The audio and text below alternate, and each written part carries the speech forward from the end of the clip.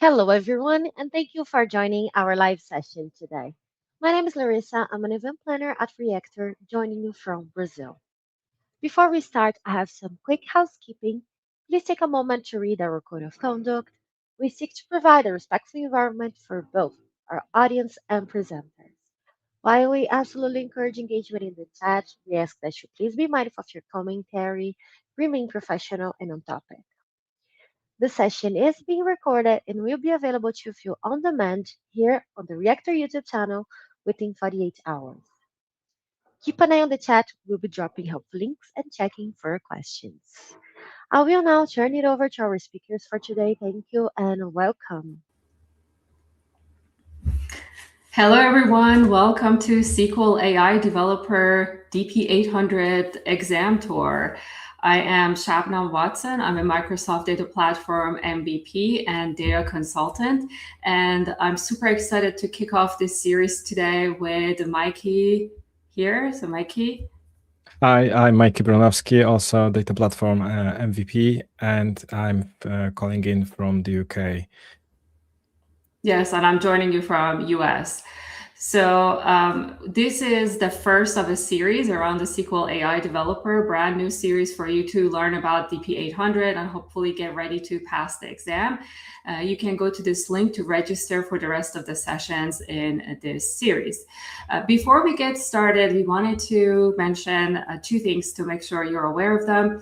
First of all, there's a SQL user panel that you can join. So if your work day-to-day involves SQL, this is a great way for you to give feedback to Microsoft. Microsoft product teams would love to hear from you, and you can actually make sure that your real use cases are met in the product so that they can focus on the user requirements that you have. So they really do listen. Go to that link and sign up for that one. And then also make sure that you join one of the Azure data user groups. These are all around the world. There are several where I live. Mikey, there's several close to you as well. So these are great opportunities for you to learn about SQL, about AI, keep up to date, and also make some friends in the community that you're going to keep for all of your career, hopefully some people to bounce ideas off of, see what other real challenges data professionals face in day-to-day activities. So again, the link is here. Sorry, if I just may add that you don't have to be local to the user group. For example, the UK user groups provide the virtual events as well, so you can connect from wherever you are. Yes, that's right. That's actually the beauty of these groups is that you can join a ton of them that are just virtual. Yes. All right, so many of you love the Fabric Data Days. Now there is a new event coming called Data Days that's going to include SQL, and this event is not out yet. So if you go to this link or QR code and register, you will get an email when the event kicks off or when there's more information about it. We have heard rumors that there's going to be DP-800 exam vouchers. So if you're planning to take the DP-800, definitely sign up for this link here to learn more about when the event comes out. But we can't guarantee, but we've heard rumors that there's going to be vouchers there. All right. Now, if you are watching this session with us on May 5th, 2026, it's 11 a.m. Eastern US, 8 a.m. Pacific. And Mikey, what time is it in UK where it's you are? It's 4 p.m. in the UK. Okay, so if you're watching it during these times on this day, this is a live session. Mike and I cannot see the live session, the live comments that you're putting in the chat, but we have two wonderful moderators in the chat helping us out. So make sure that you take a moment and say hello to them. We have Johan Ludwig Brotus, he is the head of data and AI at Nora, Microsoft Data Platform MVP. And then we also have Olijide Idowu, another Microsoft Data Platform MVP in the chat. They're both seasoned data professionals and test takers. They can give you tons of advice on how to get ready for DP-800 and certifications in general. All right, so with that, we have one disclaimer before we get started, and that is that the DP-800 exam is currently in beta. What that means is that the content that we're going to talk about, there's no guarantee that they'll be exactly covered the same way in the exam. So when an exam is in beta mode, that means that Microsoft is still evaluating it. So for example, if there's a question that everybody gets wrong, that question will most likely be either eliminated or adjusted. So with that disclaimer that the content is not going to exactly be the same, let's get started. Okay, so we're going to do an overview. So today, this is just a tour session. We're not going to get deep into these concepts. We just want you to be aware of what are the things that you need to learn about, and then what are some of the ways that you can learn about them. So DP-800 is designed for SQL professionals who want to also use AI. So this is where SQL and AI are going to be the key next to each other. So it's essential for you to be an expert with SQL and also learn how to use AI with the current SQL platforms that Microsoft has. So this exam goes across SQL Server, Azure SQL, and SQL databases in Fabric. These are all the different areas where you have access to various AI capabilities.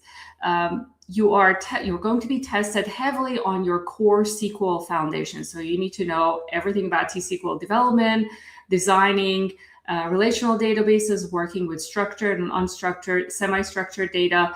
You need to understand how to use CI/CD. You're a professional developer, SQL developer, working in a production environment. And then you need to understand the AI fundamentals, embeddings, the vector concepts, and the models, and know how to integrate them within your SQL solution. So there's no longer a separation of data and AI.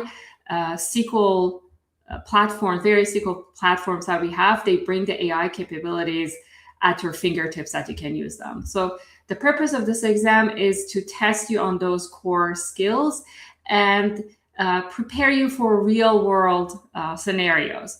Now, having said that, we're going to talk about the different Learn modules that you need to study, but beyond that, we highly recommend that you get some actual hands-on skills as well. These exams are not necessarily designed for you to just study and then not have any real world experience. So real world experience really helps you to be able to pass this exam. And then also, if you're not necessarily focused on passing the exam, these certifications are a great way for you to deepen your knowledge. So if you're really good with SQL and you want to get into AI, but you don't know where to start, this is a fantastic place to start because you're already familiar with the SQL environment and you can easily adapt to the AI features of it. Now, the DP-800 has 3 core domains that you'll be tested on. The first one is designing and developing database solutions. So this is your standard designing tables, indexes, statistics, advanced SQL features. And for this category, you get about 35 to 40% of the questions. And then in addition to that, the next domain is going to be more advanced topics. So this is about security, rollable security, dynamic data masking. This is where you get into the CI/CD and SQL projects and performance tuning. For this category, you also get 35 to 40% of the questions. Now, these are rough estimates of what will actually happen in the exam. And then the last category is the AI features. This is where you need to know the concepts of how to implement semantic search. You need to know about embeddings, the vector data, the RAG patterns. And for this category, you have 25 to 30%. Now, these percentages help you to plan as you're studying for the exam. So obviously, we want you to know everything, but not all of us can know everything, right? So if you have a full-time job and you're preparing for the exam and your goal is to pass the exam, you can use these percentages strategically to plan your study time. So if you're really already good with SQL, you feel super confident that you're going to be good in the first two categories, you want to focus on the third pillar. And if you're really good with the AI, but now you want to add on to SQL, then you focus on the first two categories. All right, with that said, Mikey is going to talk to us about the first category. Let's go to Mikey. Yes, thank you very much, Shabnam. So let's move to design and develop. And you may notice that this section is similar to the previous exams because that is the new way DBAs meet AI. So in order to design the valid, proper solutions, you need to know the basics. That means choosing the right tables, data type, columns, and indexes. That doesn't change. It's still very valid for the AI powered solutions. For this exam, this can include normal tables, but also specialized options like temporal tables, ledger tables, graph tables, even external tables, or objects with JSON. So the main idea is to build the database properly first, so it can scale, perform well, and support the features we add later. And for this section, we have a sample question, which you might find in the exam, or at least we'll show you what to expect for. So for every section, we prepared a few sample questions for you. In this first question, we have, which type of table should you choose if your application needs to model complex relationships and traverse connections efficiently? So the answer to this question would be graph tables, and this might be something new for people who are working with SQL Server for some longer time. Another sample question from this category, from this section, is when designing a table for SQL database in Microsoft Fabric that needs to integrate with analytics, which feature can automatically synchronize changes to one lake as Delta Parquet file? And the answer here will be automatic mirroring. So this was the section 1 and few sample questions. And let's see what else we have in this chapter, module 1 of the exam. So the second section is programmability. And what covers that section is stored procedures, functions, and triggers. And we also have views that simplify queries and hide those complexity logic. Triggers can react automatically when data changes. And the exam, DP-800, for this exam, the key point is not just knowing this objective exists, but also understanding why we use them and when they can help and make a database solution easier to maintain, easier to secure, and easier to integrate with the applications. And like before, we have sample questions. Which type of trigger executes automatically when data is inserted, updated, or deleted in a table? We have 4 options. 2 of them look very similar, DDL and DML, for example. But for this, we know that the answer will be data modification language trigger, because those are the operations we touch. Another sample question. Yes. So sorry, yes. I just wanted to add something. If you can go back to the previous question. So these questions that you see, we have taken them from the module, Microsoft Learn modules, and these are the knowledge checks at the end of each module. So these are the bare minimum that you need to make sure that you get 100% correct before you go and attempt to take the exam. Now, to some of you, these questions may sound easy, and that is correct. These are the easiest kind of questions that you're going to get, the simplest type of questions that you're going to get in the actual exam. So don't let these trick you into thinking the exam is super easy. These are just touching the surface. These are just the starting point for you. So I just wanted to add that. Thank you. Yeah, that is very valid point, because it's just a sample question from the whole exam. There Yes. surely will be more. So for example, for this one, you may not exactly be asked about this direct question, but you may be given a use case, and as part of that use case, as part of the design, one of the things that you have to implement would be this trigger, and then you have to know the type of it. That is a more realistic question that you may get in the exam. Yes, that's right. Thank you very much. And the next example question would be, which programmability object should you use when you need to simplify a complex query that joins multiple tables and expose only specific columns to user? And as some of them look very promising, for these sample questions, we have one answer, which will be the view. It doesn't do any operations like stored procedure, or doesn't return any single value. So view would be the answer to this question.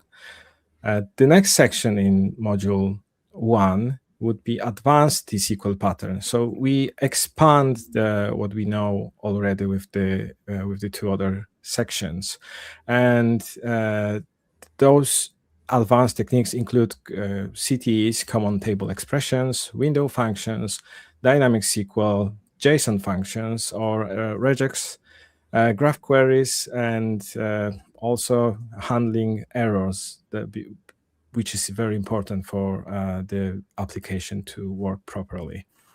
For example, window functions are useful for ranking, running totals, and comparing rows.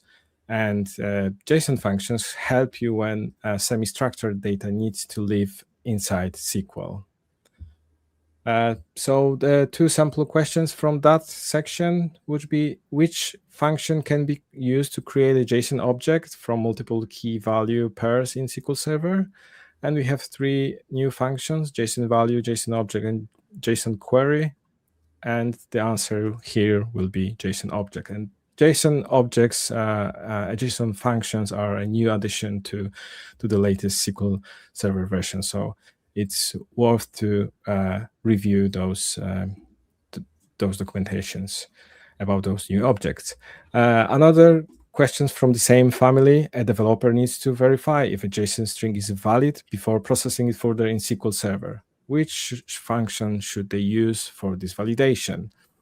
And here we have different options, but from my gut is telling me that isJSON, which return 1, 0, all null, will be the answer to that question. So sometimes even if you don't know a category, you can kind of guess. So these are test-taking skills. These are not necessarily the actual knowledge. So maybe if you read the question, you can get some clues about. So to verify if a JSON string is valid, right? So you're thinking about, okay, is an actual JSON string. That should help you answer the question, even if perhaps you don't know that exact same topic for the purpose of the exam. Yes, the very good tip, and we can eliminate some obvious wrong answers as well. And always answer all of the questions. These exams don't have any negative points, so don't leave any question unanswered. Make sure you pick something as you go along. Yes, that's very important too. Thank you. And for the module 1, the last section would be AI-assisted authoring. So that's something new compared to the previous exams from database design perspective. This is about using tools like GitHub Copilot and Copilot in Fabric to help write, review, and improve SQL development work. That can include generating T SQL, explaining code, creating suggestion, and using instructions files to give Copilot a better context. It can also include connecting tools through MCP, the Model Context Protocol. So Copilot can work with systems such as SQL Server or Fabric Lakehouse endpoints.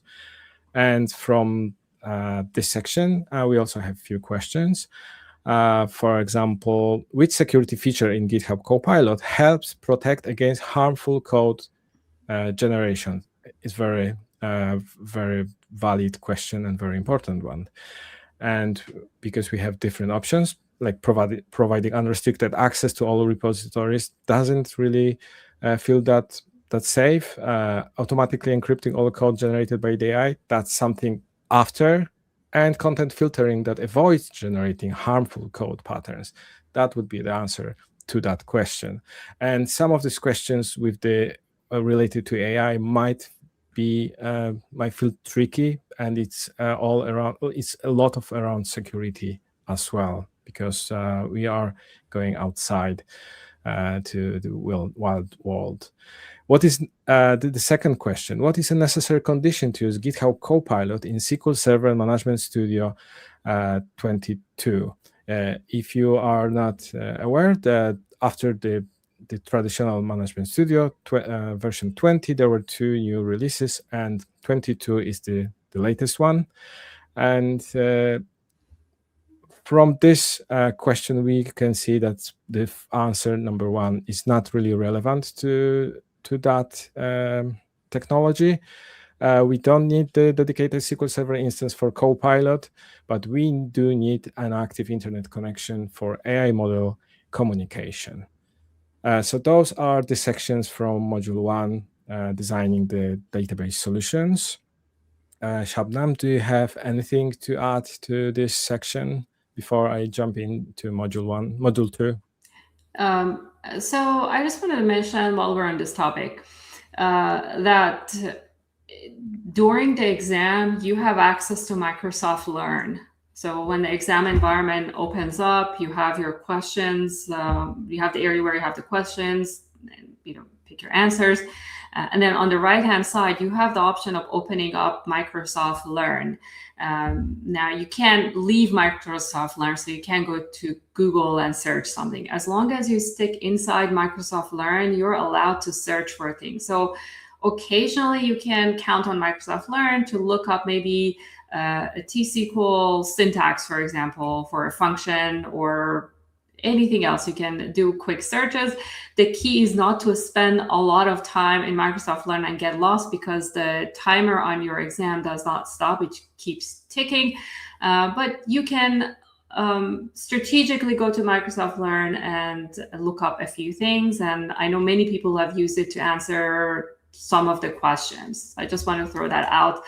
Specifically with when it comes to SQL syntax, you can have multiple tabs open in the exam section for Microsoft Learn, and you can open up a T SQL syntax, whatever other pages that you think you need extra help, you can open them up. Again, the key is for you to practice before you go into that environment, so that you know how to navigate from Microsoft Learn's homepage to that particular topic.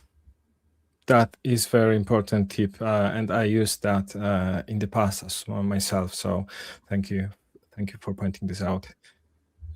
Okay, so let's move to Module 2, which is Secure, Optimize, and Deploy.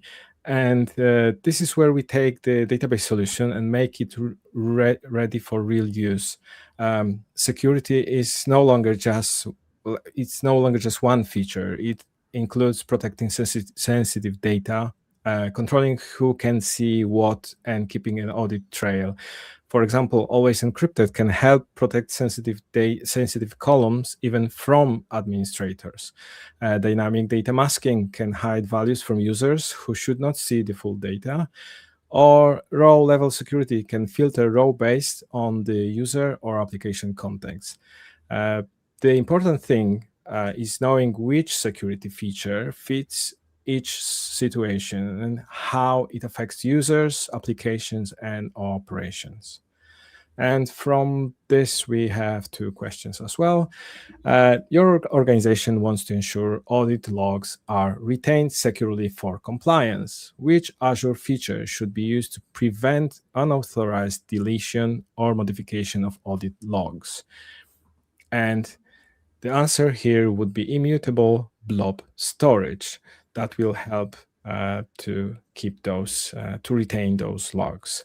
And the second question from from this section. You are setting up, and you see that here's the scenario. You are setting up an app always encrypted for a SQL database column. After creating the column master key in Azure Key Vault, what is your next step in configuring always encrypted? And we have, again, a few different options, and some of them are not really related to the question. So create a column encryption key protected by the column master key that we created before. The next section of the module 2 is performance tuning and optimization. That never goes away for database admins and for database developers to optimize our solutions, because data change, databases grow, applications change. A working query is not always a good query. It doesn't mean that if it returned data, it was okay for a smaller scale. When it gets more data, it might be a problematic query. In production, we need to understand how the query runs, how much resource it uses, and whether performance changes over time. There are tools to help you, like Query Store can help track query plans and performance history. Execution plans help us find expensive operators, missing indexes, and poor estimates. DMVs, dynamic management views, can help diagnose what is happening right now. And this section is about making SQL solution faster, more stable, and easier to troubleshoot. And let's have a look at two questions. Which isolation level is the default in Azure SQL database and uses row versioning to prevent readers from blocking writers? And there is like not obvious wrong answer, like very unrelated to the isolation level. But for this example, we have read committed snapshot, the famous RCSI. And the second question, a team needs I/O latency under 2 milliseconds and a free read-only replica for reporting queries. Which Azure SQL database service tier should they choose? And we have, again, different options, but we are not firing for the hyperscale. We are going to do with the business critical. So that's section 2. Let's move on to the section 3 of this module, CI/CD with SQL projects. The goal here is to treat database changes more like application code, something that is changing these days, but historically it wasn't the case. Instead of making manual changes directly in production, we define the database schema in a project, keep it in source control, and deploy it through a repeatable process. That makes changes easier to review, easier to test, and easier for roll forward.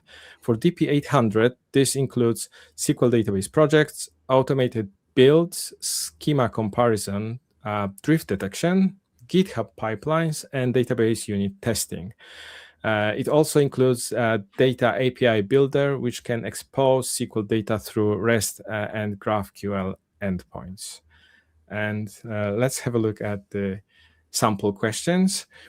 Which GitHub Actions action deploys a DACPAC file to Azure SQL database and can automatically configure firewall rules for the runner? And we have different actions. So the answer to this question is Azure SQL-action. For the second question, a developer writes a SQL Server unit test for a stored procedure that should raise an error when a required parameter is null. Which attribute marks the test as expecting a SQL exception? And here we will pick the expected SQL exception. And the last section from module 2 is Azure integration and deployment. we will have a look at Azure integration. SQL solution can run in different places, and the exam expects you to understand the options. That includes Azure SQL Database, Azure SQL Managed Instance, SQL Server on Azure virtual machines, and SQL databases in Microsoft Fabric. You also need to think about hybrid patterns where some systems remain on premises while others move to the cloud. For production deployments, monitoring and secure access matter a lot. So Key Vault, for example, help reduce the need for passwords and protect secrets properly. Azure Monitor and diagnostic settings help with visibility. And the picture is design the solution, secure it, monitor it, and deploy it in a way that can be repeated safely. So let's see at the questions. Your organization wants to implement a solution that captures all database changes for auditing purposes. Which change capture mechanism is most suitable for this scenario? And the answer is change data capture, CDC, to use in this scenario. The second question, a startup is looking for a cost-efficient solution to host data API builder with automatic scaling capabilities. Which Azure service should they consider for deployment? Azure Kubernetes Service, Azure Virtual Machines, or Azure Container Apps? And the answer to this question is ACA, Azure Container Apps. And that concludes the module 2 in this exam. For module, Shabnam, do you have anything to add to module 2?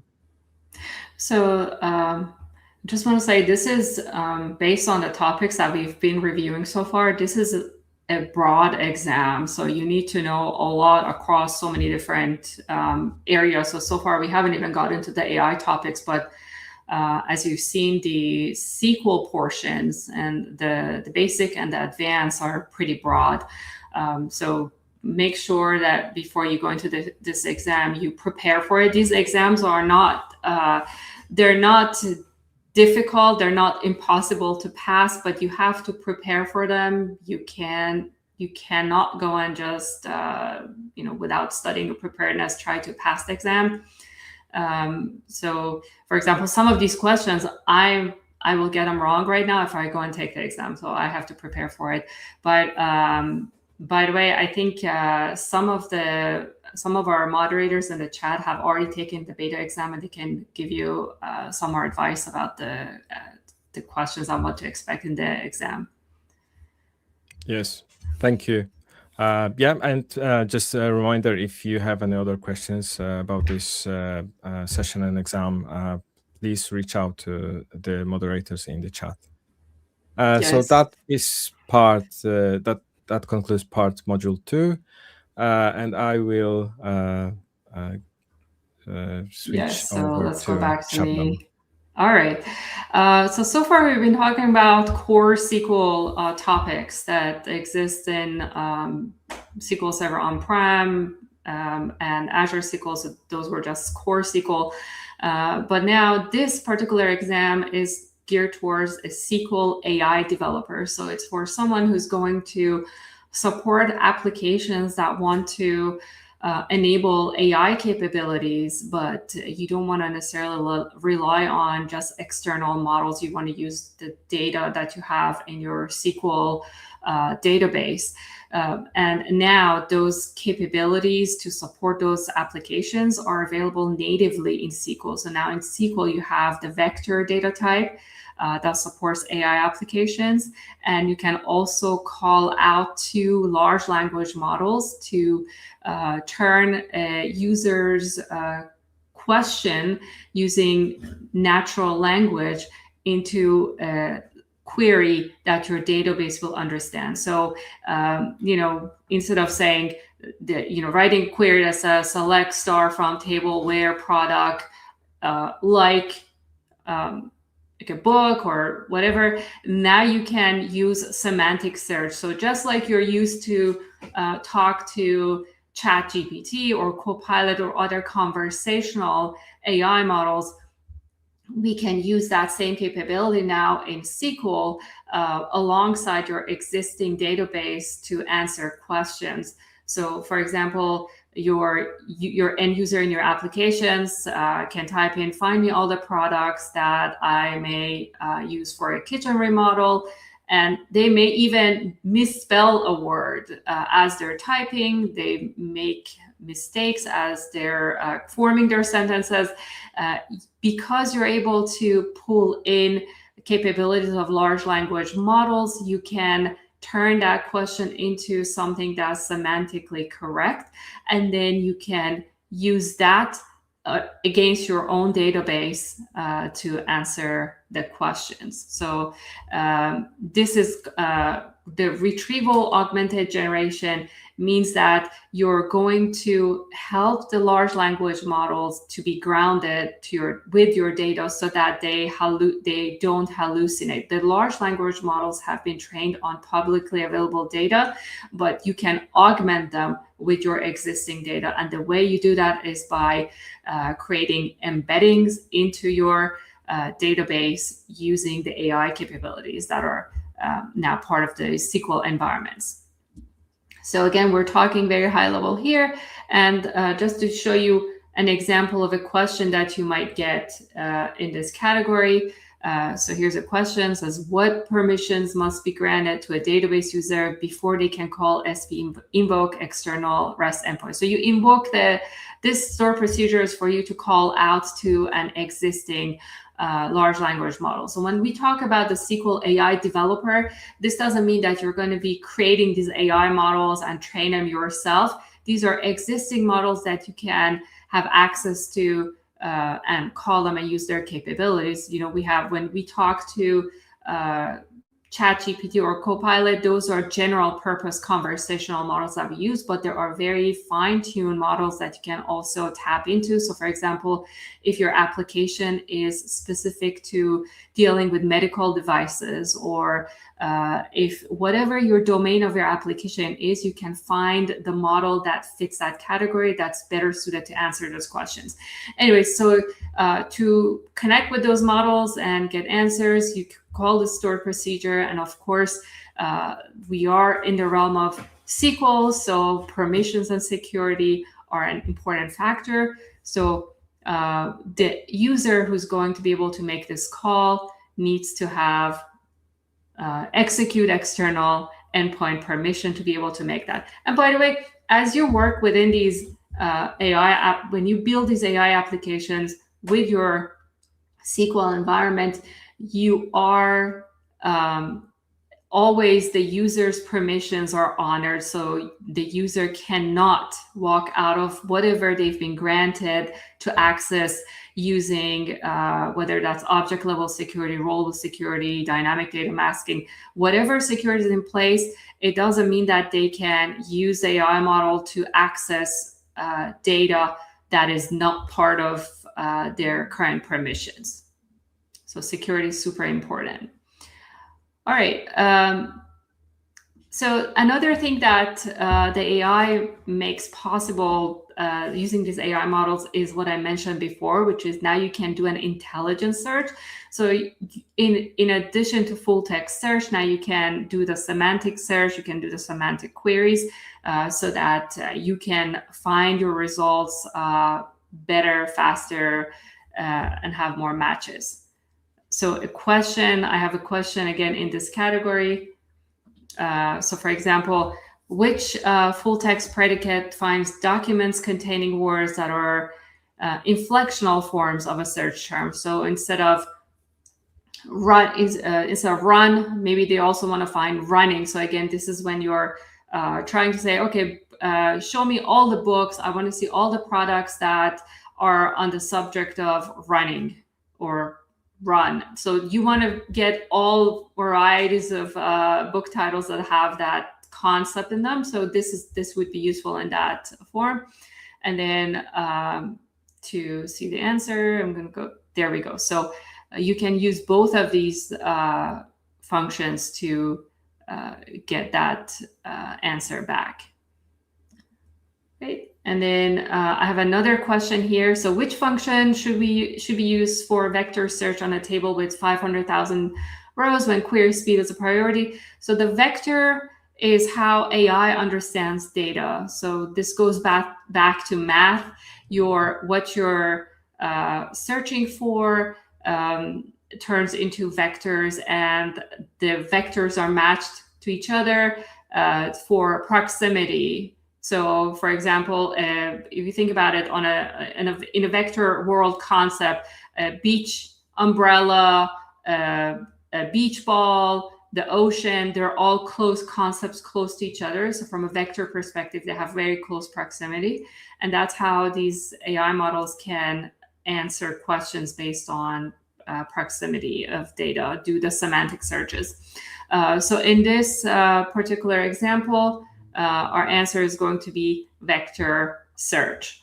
Now, again, this is one type of question that, by the way, even if you don't know what vectors are, if you read the question very carefully, word by word, the question themselves give you clues to use to eliminate certain answers and hopefully arrive at the one that is the correct one.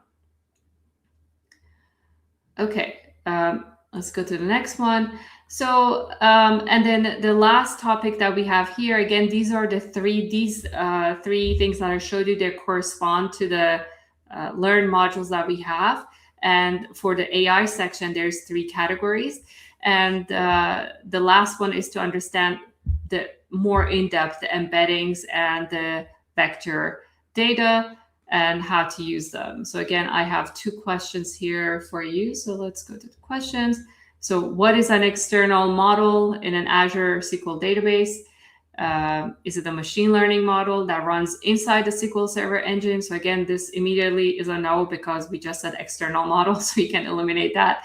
A database object that stores metadata about an AI model endpoint. So this is a possibility. And then last was as a copy of an AI model downloaded to the database server.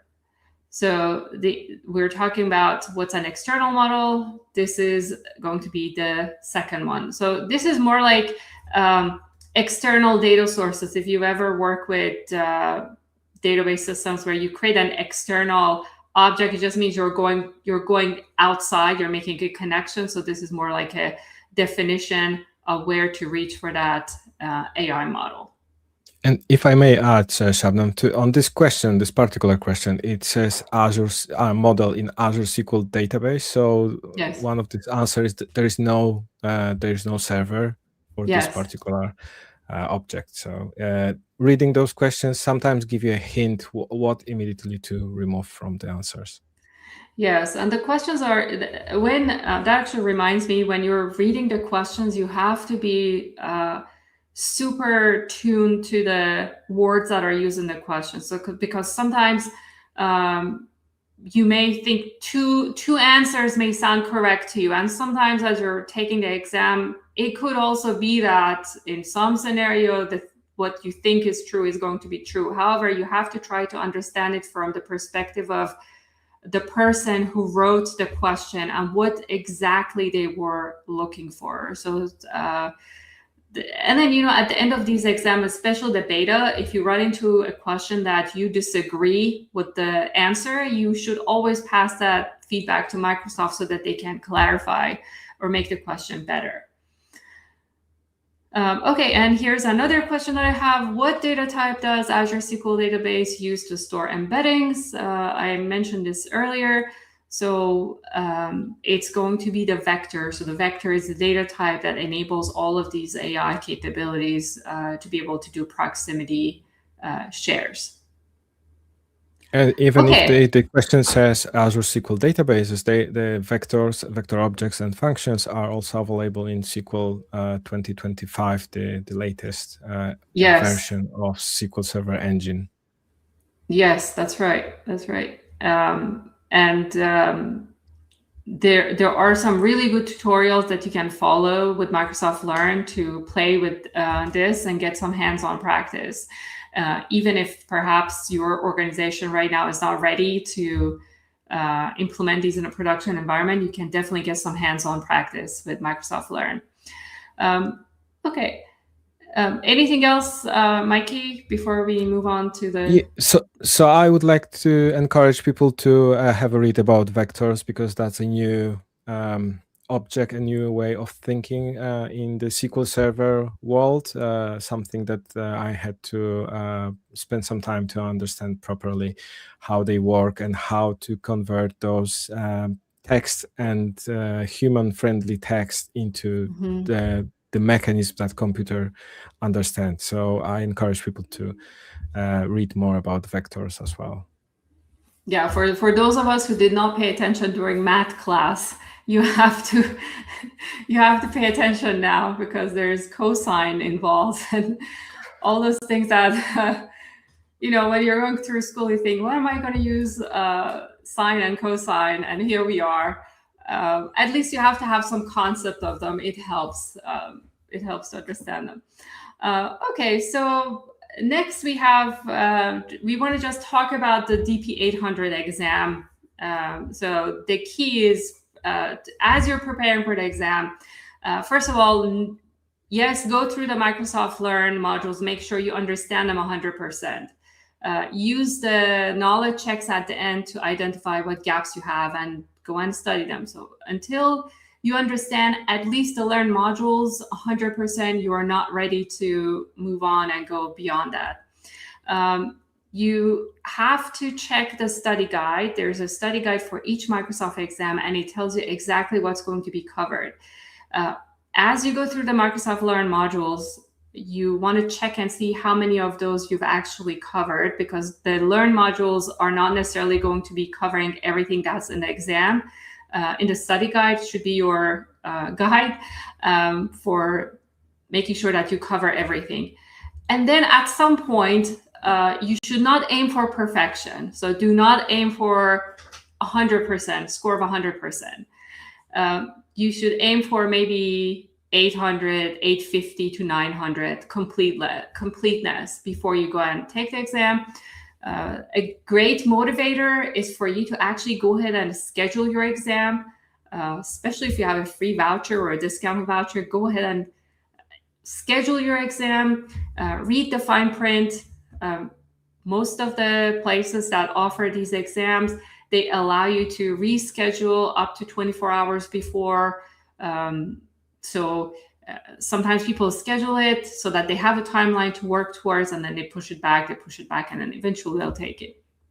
Mikey, do you have any tips for us for how do you go about taking these exams? I don't, well, it's been some time since I took the exam, and it was stressful at first when I went there, because at least in my location, they wanted to grab my photo and check all these IDs. So I felt like I'm at the airport security section, but it just passes. Then that's the most stressful part, because when you are prepared, when you know like what you were preparing for, then you sit at the chair and you focus on that exam, and it helps to just get some good reading before the exam, do all the prep work, and just breathe, and it helps. Yes, and if you're taking it remote, also when you first check in, you have to check, you have to provide your ID. These days, I think most of them do it via your phone. You install an app on your phone and they help you check in. And then also, if you're taking it remote, you have to prepare your room or be in an office room where there's nobody else, there's no open doors. You can read out questions loud. So that's, I know a lot of us like to read the questions to ourselves as we're trying to understand it. You cannot do that. You have to read that in your head. And then you also have to have a clean surface. So they ask you to take your cell phone or your camera and share your screen, your environment, to make sure you don't have any other devices. You're limited to one screen. And what that means is that if you're using a laptop, you have to configure it so that when you close your laptop, lit, if you can still use an external monitor, I highly recommend you use an external monitor that's bigger because, as I mentioned, you have the exam and then you can open up Microsoft Learn to the side and leave it open. Don't mess with it, minimize, maximize it, and that should help you take the exam successfully. And then there is no practice test for this exam out there, Mikey, right? Yeah, not yet. It's yes.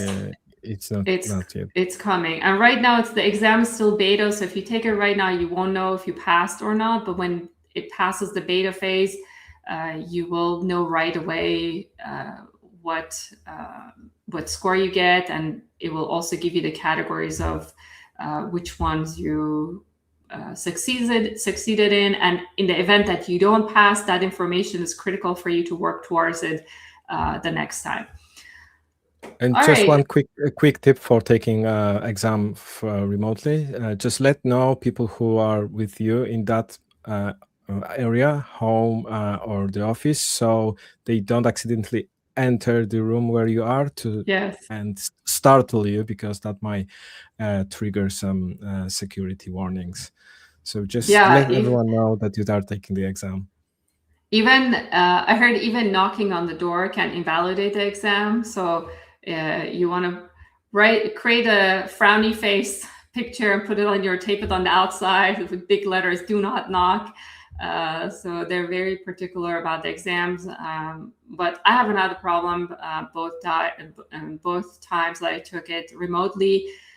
The proctors were very nice. They see you all the time. You don't see them. You may hear them. They may talk to you, and they may not talk to you when you check in. The exam may start, and there's no conversation going on. All right. So today, again, this was us kickstarting this series. There is another one of this exact session later on in a different time zone, and then several others coming up that will get into the details of the topics that we just briefly mentioned. And as a reminder, the SQL user panel is a great way for you to influence where the SQL product is going. So the product team listens to you, and you can influence the direction of the SQL products that Microsoft is working on. And finally, another reminder for you to join your Azure Data user groups. These are either local or remote, and great opportunities to meet like-minded people and learn. And finally, we mentioned the Data Days event. So hopefully we'll know what this is very soon. And let's see, I think that brings us to the end of this session. So I hope you all enjoyed, and look forward to seeing you at another one of these events soon. Thank you very much, Shabam, and thank you also to our moderators who were tirelessly helping answering the questions in the comment section. Yes, and also we have a wonderful producer behind the scenes, Larissa. Thank you, Larissa, for helping us out today. Thank you, everyone. Have a wonderful rest of your day. Thank you, everyone. Thank you. Thank you all for joining, and thank you to our speakers. We are always looking to improve our sessions and your experience. So if you have any feedback for us, we would love to hear what you have to say. You can find the link to our survey on the screen or in the chat, and we'll see you on the next one.